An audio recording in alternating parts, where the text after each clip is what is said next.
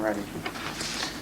Okay, so there's a kind of a lot of ground to be covered here because the last time you came was, I think, late '84. And since that time, I think you've actually come out with a 12-inch single, which was instrumental. That's right. Yeah. Compilation cassette as well. Compilation cassette. Maybe you can kind of fill us in on what you've been doing since that time, since Brilliant Trees. After I finished here in '84, I was doing the preparations for a Journey video for a Japanese company. And part of that video I was quite pleased with, a section of it called Still Cathedrals. But the soundtrack I thought I could improve on, so I went back to London and started work on that. To persuade the record company to finance the project, I said I would record another piece of music so that they could put it together as an album. And that's why I started on Words with Shaman. It's a very complicated story. It's not really worth going into. There was a lot of diplomacy involved in the financing of the recording. What I ended up with was the EP, Words with the Shaman, and a limited edition video cassette of Still Cathedrals. And a compromise was the Alchemy cassette, which was really the record company wanted to release an album, but I didn't really want that, so I just did a limited edition cassette instead. And at the same time as I was recording Shaman, I had started work on some of the vocal material of Contour. I recorded 3 tracks. I recorded Wave, After Forgetting, Before the Bullfight. So that gave me kind of a firm foundation for that album, because included in those tracks were most of the musicians I intended to use for the whole album: Bill Nelson, Robert Fripp, Steve Jansen, Kenny Wheeler. So that's where it started from. And after I finished those 3 tracks, I took some time off, started writing again. Knew who I was writing for, which helped me a great deal. Which was what? Musician-wise. Oh, I see. Arrangement-wise. Who you're to be working with, yeah. And I went back in the studio, I think it was February this year, and did a month, 5 weeks up in Oxfordshire, in a manor. Which was really beautiful and worked well for the recording. I mean, it was a perfect setting for the recording. And I suppose all in all, it took me 3 months to record the album, double album. With it was stretched over a long period of time. Just out of curiosity, whatever became of the Journey project for the Japanese company? Well, it was released here in Japan. It was released here? Yeah. Under what title? Preparation for a Journey. Preparation for a Journey. What was it like? I mean, how were you satisfied with the final product? I had mixed feelings about it. The section, as I said, that I liked was the Still Cathedral section, which was the end section of the video. I find it very difficult to... I mean, I was asked really to write a script and co-direct a video that was meant to be a documentary about myself, and it's very hard to be objective about that. Mm-hmm. So what I did was include these sections in it that were basically just visuals and music, and hopefully my choice of visuals and music would tell them something about my character, more than my sitting there chatting away. I think that it was semi-successful from my point of view. I like the end section. I think it's the best thing I've ever done on video. Words with a Shaman and Still Cathedrals. There are these religious ideas being brought in. What is this always been sort of an interest of yours? Well, it's become more and more a fascination of mine, and maybe more than a fascination. I suppose for many years I'd been questioning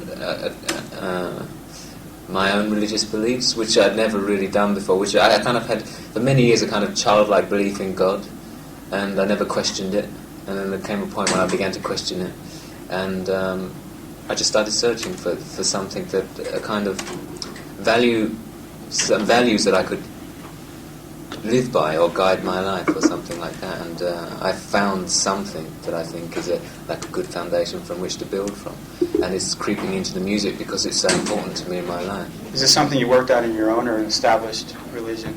Mainly worked out on my own, but obviously from reading a great deal of literature. I guess I'm interested in both ends of the scale, the more practical approach to spiritual awareness and also the mystical side. I'm really not sure where my heart lies, which one I would choose to follow if I had to make a decision. I find them both fascinating at the moment. I mean, they're trying to reach the same aim ultimately. It's really what's best suited for me as an individual. It's funny because not only is there sort of a spiritual, metaphysical side to religion, but when it comes to music, there's also a sort of aesthetic. There's like a pop aesthetic. Anything from a silly cross worn by Madonna. Well, of course, not silly to people who believe in it, but anything from that to say like a U2. When they do that hymn, I forgot what it's called, but they do a version of a hymn. Did they? Yeah, it's something the whole crowd joins in at the shows and stuff. Yeah. It's a very vague sort of aesthetic. Well, I guess you'd call it. Yeah, they take nothing more than the aesthetics of religion, incorporate into their music. Does that have something to do with yours? You're using a title like Words with a Shaman? I don't think so. I hope that there's a more profound statement made. I hope it's not as superficial as that. You could say I don't know, but U2 using a hymn could be just used for the sense of glory that comes with the hymn. There's a sense of drawing people together, and it's almost like a football crowd you could have, cheering along to singing a hymn. It could have that effect, and it could be a useful tool to just like Madonna wearing crosses. I hope the work I'm doing has a little more meaning than that, because in my life, the idea of spiritual awareness has become all important, you could say. The words to your music, although on the surface seem very simple, also I think when viewed as a whole tend to be rather obtuse. For example, the one about the bullfight. I was just kind of reviewing the tape upstairs before the interview here, and it's sometimes kind of hard to grasp your meaning. Do you ever consider that a dilemma? Well, I try not to make the lyrics too abstract. It's very easy to become very abstract if you're talking about things relating to spiritual awareness or religion in a broader sense. It's very easy to become... the lyrics can become very pie-in-the-sky type lyrics, I try to steer away from that. I try to keep it very down-to-earth. What I try to do is to write lyrics that work on a couple of levels. Before the Bullfight is a good example. Before the Bullfight, you could say it's about the taking on the problems that arise in life, a willingness to go through life, accepting whatever comes your way. And at the same time, it has to do with the duality of man, the battle between the animal nature of man and the spiritual nature of man. So that's one example of how I approach the lyric writing. I do the same with love songs. I try to use the man-woman relationship to relate to something higher as well. So Brilliant Trees is a good example of that. I think it's probably the most successful, the title track, Brilliant Trees, probably the most successful song I've written in that way. It works on a man-woman level, and it works on a much higher level. It has this spiritual quality to it. Have you ever encountered lyrics like that you felt successfully conveyed or posed questions in regard to spiritual considerations? Other people's lyrics? Yeah.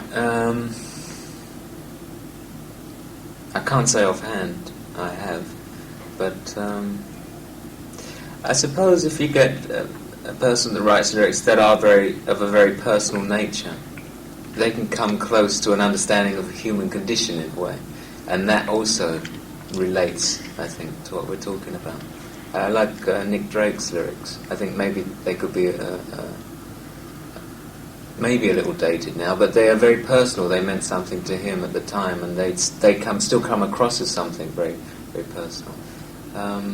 And there are a few writers like that. I like the writing on Scott Walker's last album, Climate of Hunter. I find that touches on something. They're very poetic lyrics,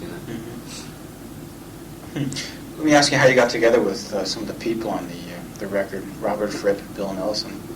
How did those collaborations come? I met Bill a couple of months after I finished Brilliant Trees. He appeared on TV. He had to actually review Brilliant Trees on TV. Bill Nelson on TV? Yes. What program was this? It was called... what was it called? Something like 7 Days. I'm really not sure. The BBC? 7 days a week, I think it was called. Yeah, BBC. And he was one of a panel that had to review the albums that week, and my album happened to be on there, and he happened to give it a really nice review. And I had my exhibition, the Polaroid exhibition, was following a couple of days later, so I invited him down, I mean, we had loads of mutual friends, but we'd never met, and I thought this was a good chance to actually meet. And we got on well. We have lots of things in common, lots of interests in common. And it was in the back of my mind it would be really nice to work with him at some point. And when I decided to make the album a guitar-orientated album, Bill was one of the people on the top of the list to choose from. Robert Fripp, it really only came to my mind when I was working on the track Wave, which was one of the first 3 vocal pieces I recorded. I got to a point in the composition where I needed an improvised performance to break up the rigid structure of the piece.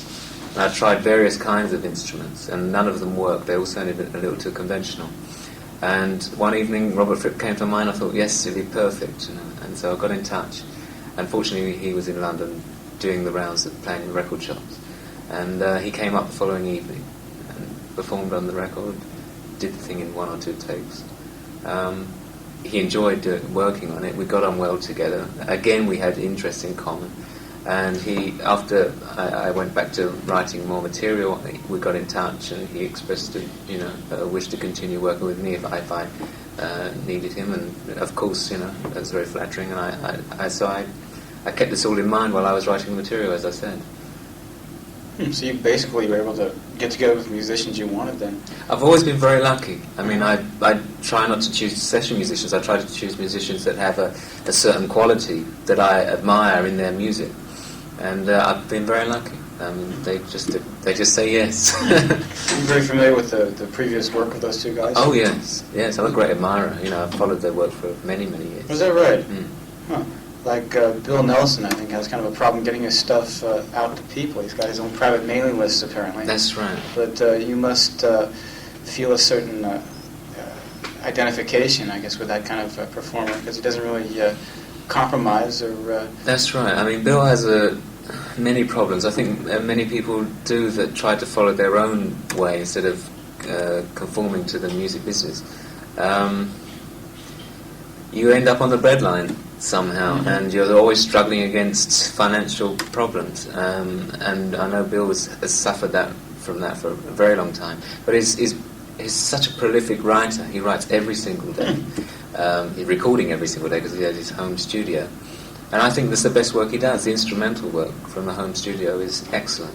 He released a box set of albums called Trial by Intimacy. I think it was 4-record set. Uh-huh. It was excellent material. Is that right? Yeah, excellent. Did you, the idea to do the instrumental, that wasn't a hint taken from him, or was it? I don't think so, because it's something I've really been working towards for a long time. I mean, even in Japan, we always thought one day Japan was going to do an instrumental album, but we split up before it was ever done. It's something I've always wanted to do.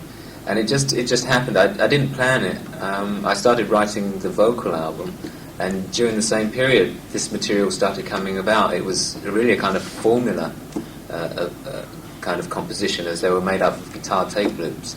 And once I'd struck on the formula, I was writing this material every day, and I ended up with quite a great deal of material for the instrumental album. So it was all written around the same period. It just really happened. I didn't really plan it. But I mean, instrumental albums is something, or instrumental music is an area I'm very interested in to this point in time. Do you have any objection to it being labeled atmospheric music? Well, it really all depends how people respond to that. I mean, in Japan they say BGM, and That's right. in the West it's Muzak. I think it's very different from BGM and Muzak, as that tries to create a kind of false sense of security, a kind of comforting, cushioning. And It's also very condescending. Yes, very condescending. I relate the work I'm doing more to something like Brian Eno's been working on ambient music, but I mean it's not quite in the same vein. I call it environmental music, in that I hope, if I'm successful, and maybe not with this album, maybe in future projects, it should create a kind of harmony between you and your environment, especially the urban environment, which really helps the individual to maintain their own state of calm rather than dictating to them, or like you said, this condescending approach that music has. So I think, music has that property, and it's an area that really hasn't been explored that much. And I think, as I said, in the urban environment is something we definitely need. For instance, if you're in a landscape, you can experience certain feelings that coexist. Feelings of loneliness, sadness, isolation, and at the same time a kind of joy of life, a power and a unity with nature. And that's something in a way we can miss in the urban environment. And I think music can help bring back those emotional experiences. And that's something I like to try to do through music. I realize it's probably hard to be objective, but when you're listening to your own music, do you find yourself able to kind of detach yourself from the physical the environment you're in? When writing and recording it, it's a little easier. When I finished it, it takes a while for me to separate myself from the music. I mean, even now I can't really tell how successful for me Gone to Earth is. I'm too close to it. It will take at least 6 months to a year before I can listen to it as a listener and not as its creator. I can do that now with Brilliant Trees. I listen to it and it seems totally separate from me, as if I had nothing to do with its creation. And that's the good time to judge the material. Did you encounter much opposition when you decided to come up with a half and half format, half vocals and half instrumentals? Virgin weren't interested and aren't interested in my instrumental material. Is that right? I'm signed as a vocal artist, and basically that's what they want, vocal material. So there is a conflict there, and there are compromises made which aren't to do with the music, but to do with contractual compromises. Here we go. But you were able to get it out, though. Yeah, I was told that I was to record the vocal album and do the instrumental album in my spare time. So in other words, every morning and every evening, any spare hour that I had, I would work on the instrumental album, and during the daytime when the other musicians were around, I'd work on the vocal album. So it was really like unbalanced in a way that there wasn't enough time spent on the instrumental album, not as much as I would have liked to have spent on it. They kind of put you on thin ice then. Yeah. Well, you can do it, but if the vocals aren't up to par, forget it. Yeah. Well, it's really, if you don't finish the vocal album on budget, if you finish the instrumental album first, we'll be very unhappy. What they hope is that if I finish the vocal album on budget and the instrumental album isn't finished, I put my own money into it to finish it. That's basically what they hope. Fortunately, it worked out okay. And when the album was finished, they wanted to split the two. They wanted to release them separately, which I thought was silly. I mean, first of all, if you look at it from a totally commercial point of view, you're only going to reach a limited amount of audience with the instrumental music. So why not create your market by releasing them together? And therefore, the people that are interested in the vocal music will buy the double album and eventually listen to the instrumental album, maybe buy my next instrumental work if they like it. So that's just from a commercial standpoint, it would make sense, and that's how I persuaded them. But for me, there was a continuity which ran through both albums, and I just couldn't split them up. It was important to keep them together. Yeah, somehow I can just see those guys around a table there at the record company saying, boy, a double album is death, and especially when the second record is all instrumental. Yeah. Well, I recall even Bill Nelson once put out a double album with, I think one of the records was nothing but the Beauty and the Beast soundtrack. Yes. And I'll tell you the truth, I really don't listen to that very much. It's just the vocals, so yeah. It is. You do tend to, I think, focus on that type of thing. But what's the future of ambient music, though? How is this going to get to the people? Because let's face it, people really don't feel that inspired to go out and buy it, unless there's a reason. Yes, it's true. I think that many people don't know how to listen to it or how to use it is really the question. How to educate an audience into understanding how to use this music. I think it's going to be a very slow process. Mm-hmm. But if you take the New Age music in America, that's already got a big market now. And sure, the music isn't really what we're talking about. It's not creative in that sense, not really what we call ambient or environmental music, but it's created an audience, created a market. And in England now, there are a couple of companies that are thinking of starting up this special labels for instrumental music, Virgin being one of them. And hopefully they'll allow more scope for a more creative form of music to come out of that, rather than stick to the formula that the Americans are stuck to with the New Age. So there's hope. I mean, I look upon the whole thing as being optimistic. I think that there's a chance that they could start financing interesting instrumental projects in the future. Because I know a lot of friends that are interested, young people that are interested in making instrumental music that are, as I said, are on the breadline, and they're given these pathetic budgets to work with, and so consequently you end up with substandard productions. on the albums, which again makes people wary of buying these things. So it's a vicious circle. Was Eno's album ever played in an airport? That's one thing. I think it was played. I don't know. I think it was written for the Cologne airport. I don't know if it was ever played there. I'd always wondered about that. Yeah. The actual, if that's been put to use. Yeah. Just a little thought of mine. You've been stigmatized with another label, and that cerebral music. What do you think of that? I mean, Robert Fripp, for years, always said, well, when I started telling people that, people with brains could actually perform rock and roll, they thought I was crazy. And he's always been somewhat proud of his intellectual, cerebral aspirations. How about in your case? Is that a legitimate stigma, or is it something you also... No, it's something I'm really rather against. I hate the idea that my music could be labelled intellectual or whatever. I'm definitely not an intellectual. Oh, you read. Anybody who reads more than one book a year is an intellectual. I'd have trouble spelling the word. I think that an intellectual approach to music is a negative one. It really has to write music. You really have to be receptive, open. And I think if you're working from the mind, you're very closed. So I would say I was an instinctive writer, in that I try to remain open-minded. If we believe, as I do, that music comes through you and not from you, then you really have to just say that you have to remain a good receptor to whatever's coming through you. And that's got nothing to do with the intellect. I'd say the intellect robs you of the beauty of inspiration. Well, they also talk about, the left side of the brain and the right side of the brain, how one's for intellectual pursuits and the other's for creative pursuits. So I guess there is sort of an instinctive clash there. Yeah, I mean, because we're talking about things like, if you say spiritual or whatever, people interpret these things in different ways. And obviously I think about these things a great deal. It's not as if I approach the work mindlessly, really with a kind of vacant mind, waiting for inspiration. I try to concentrate my mind into one area and then wait for inspiration to come from that point, if you like. It's like almost a form of meditation, if you like. So yes, there's a lot of thought that goes into it before and after, but the point of inspiration must be as pure as possible. I mean, an ideal, obviously you don't always live up to that. There are contrived compositions, but it's an ideal you try to stick to. Mm-hmm. I guess it boils down to a matter of the artist just sort of dealing with material that's close to him. Madonna singing about, how a pregnant teenager is insisting on having her baby. Well, that obviously means a lot to her.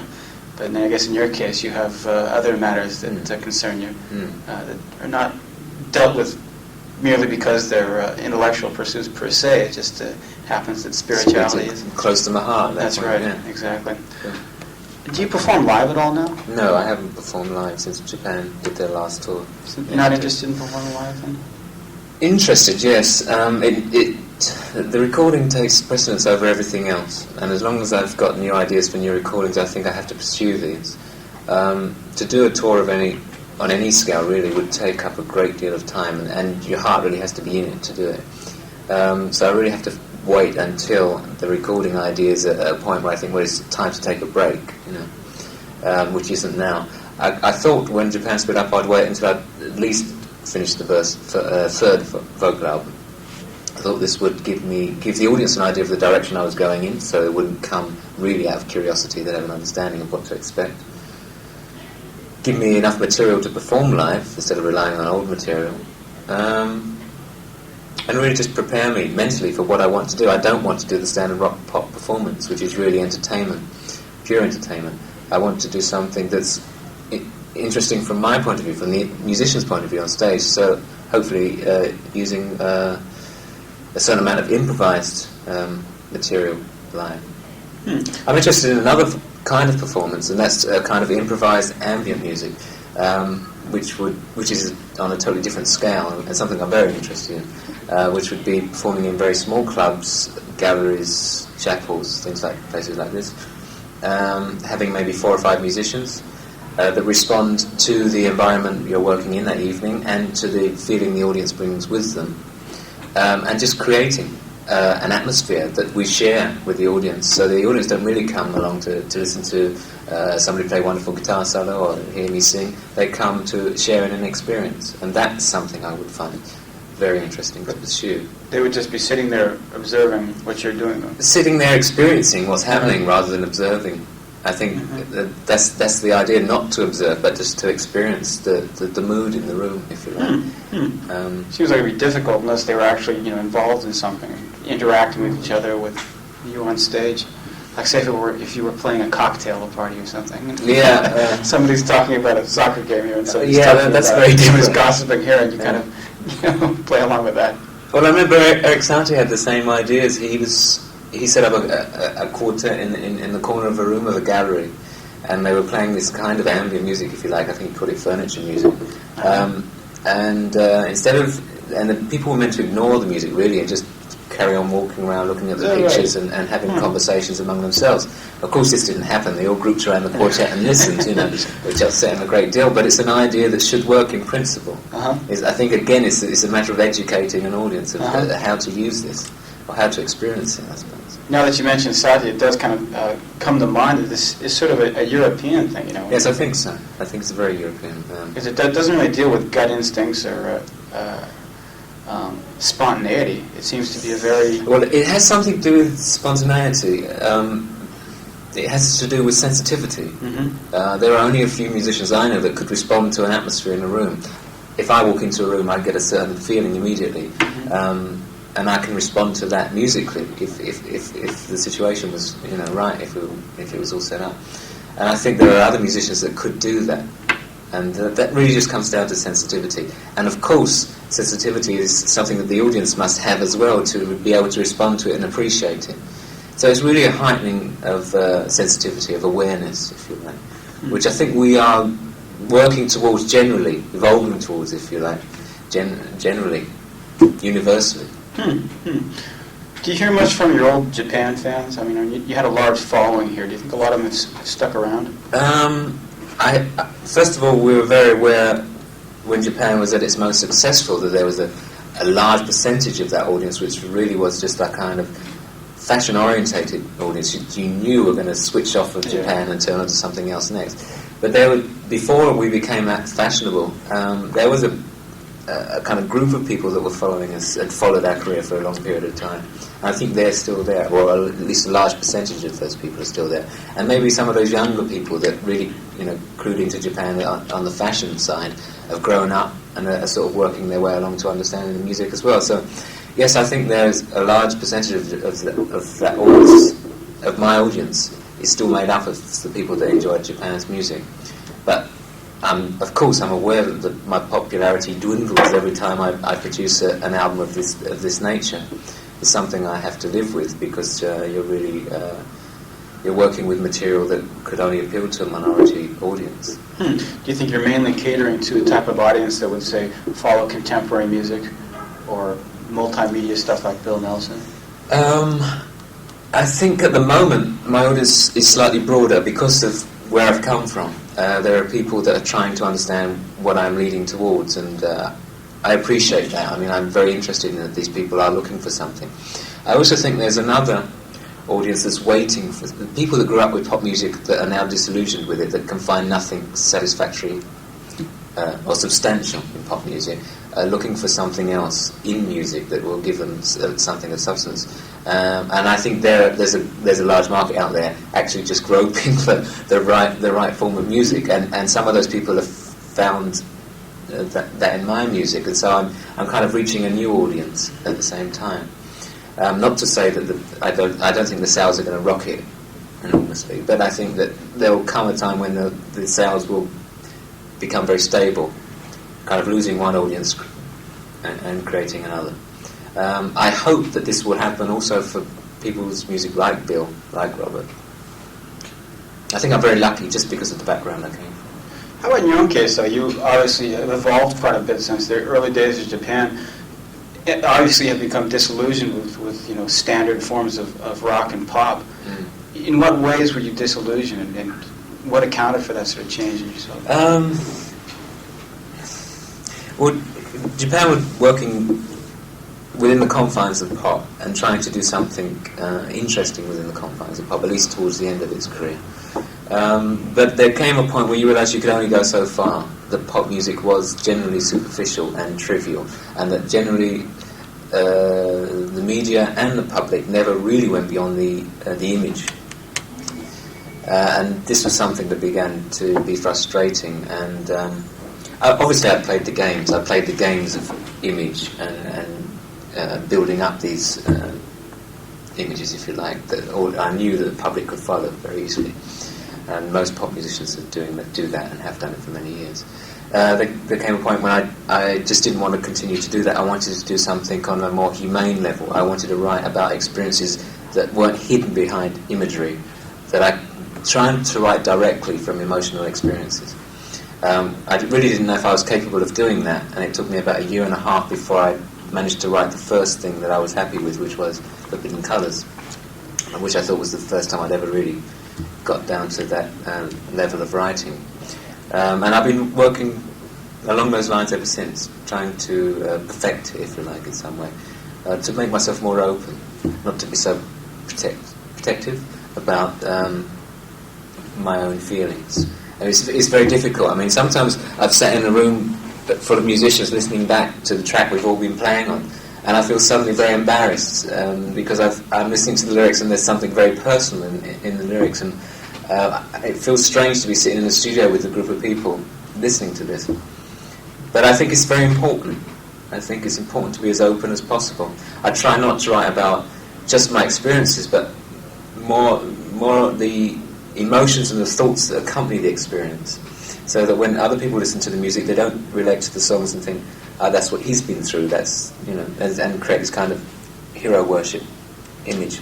They respond to it in a personal way. They think, yes, I've experienced that, I know what he's talking about, and they relate to it in their own lives. And I think that's the only way music could ever have a lasting quality, is when music can be personalised in that way, become involved in the people's lives rather than remain outside and entertain them. Do you see any direction that popular music is going in? Like, for example, like say 100 years ago, a person in the United States, when they were a child, they'd learn some song by Sylvian Foster. When they're 85 years old, they're still singing the same songs. Whenever the family got together and sit around a piano. Mm-hmm. Now, we're exposed to cultures all over the world, music all over the world. Kids who listen to Madonna, may have happened upon the drums of Burundi through Peter Gabriel or something, Yes. And, people's tastes as a result of this change very rapidly. I mean, you've obviously been through many changes. I've been through many changes. What do you think the direction what is the eventual direction we point in after all this exposure? Do you think it's become sort of a personalized thing, that type of thing you're aiming for? Well, I think there's two ends of the scale. I think that music is becoming more and more commercial, more and more trivial, and working towards pop music. This is working towards just a mass form of entertainment on one level. And then there's the other end of the scale where people are trying to do something a little more interesting, and where all these crossover influences are happening. I'm not really sure where that will lead. I know that John Hassell and Peter Gabriel do talk about a kind of universal form of music. I guess that there'll come a point where we'll reach something along those lines that will always be evolving and changing. I must admit, it's not something I'm that interested in. I'm really interested in pockets of traditional forms of music that come from only isolated areas. These forms of music do have a universal quality about them. There are certain albums I could play to people all over the world. I mean, there's the famous Bulgarian choir one. I don't know if you've heard that. That's right. But I've played it to many people in different countries, and everybody responds to it in the same way. It's highly emotional, moving music, but it comes from one isolated, located area. Mm-hmm. So I don't see that there's a need for music to cross over to become universal. I think that music from all parts of the world have universal quality about them. I couldn't really say where it was heading. At one point, I thought when synthesizers were introduced, I thought one day, as in the old days, there'll be a synthesizer in every home, and people would really write for themselves and compose for themselves. I still think that's very possible in the same way as people did with the piano. I can't see where it's leading. I think, in a way, I agree with Joseph Beuys that the individual is a very creative person, human being, and it's really that they should be able to touch on that in some way. And it's, I think, just trying to bring that into everyday life. And the synthesizer could do that, I think, from people with a musical interest, just being one example. I think it will really come down to that every human being being a creative individual. I'm not sure that we will all need to be buying records in the very distant future. Do you think that having a synthesizer is anything different from having a voice, though? A voice can be changed in a lot of different ways. And Sure. you can whistle. Yeah, it's very true. I mean, the voice, yes, is a good instrument, and everybody...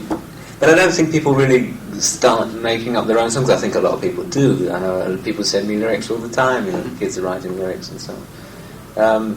But I think an instrument of some kind brings a different frame of mind to music. It makes you start creating or composing on a different level. It doesn't have to be a synthesizer, but it's just that's the most immediate. I mean, anybody can play a synthesizer. And I think as we go on, people will become more sound conscious. And developing sounds and synthesizers is a very fascinating thing to do. It comes down to the ambient form of music we were talking about. I mean, I could see people creating that kind of music at home. I mean, Robert talks about that. Robert Fripp, with the Fribbotronics, he says he'd like to make a setup in his own home with speakers in every room, and just one morning get up, write a new line on the Fribbotronics equipment, and just leave it running for the whole day. So that's the mood for the day, if you like. I mean, I think that's an idea that could be brought into every home if everybody had the facilities. And in the future, why not? Technology is becoming easier and easier. Just one last thing here. I should ask you what you're going to be doing from here on in.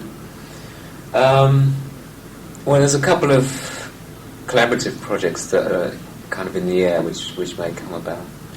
But I won't talk about those specifically. I will probably do a vocal EP next of material that's just left over from the album and material that I've written since, just to really kind of clear my system of that. So soon, though, after just putting out the last... Well, it's a very prolific period for me. I don't seem to stop writing, and I keep having these ideas. I have an idea for another instrumental album, which might take a time to write, but it's already taking form in my mind, and it's something I would like to do. I finished an album, almost finished an album with Hoga Shukai, which is an instrumental album. Again, which works along the environmental lines we're talking about. I've sung on the Nick Khan's new album, a couple of tracks on that. I can't really say, other than the EP, I can't say what the next project will be. If one of the collaborative projects come up, I think I'll take it on, because it will give me time to think about really what's closest to my heart and what I want to pursue. But you'll basically be just in London, in and out of the studio? I think so, for at least the next 6 months. And maybe this time next year think about taking on the tour of some kind or another. But I'm very close to heavily involved in the music at the moment, and I really don't want to break up the momentum of what's been happening over the past 2 years. Well, sounds good. I guess that'll do it then. Okay. Yeah, thanks for the time. That's pleasure. You don't have many of these interviews scheduled? No, I mean, the schedule's been very easy here. It was really just doing, just in the whole trip of Europe. And I'm meant to be going on to Australia. That's becoming more and more doubtful as the days progress, but it's been okay. I mean, I was in the right frame of mind to take it on, really. It's not something I could do by myself.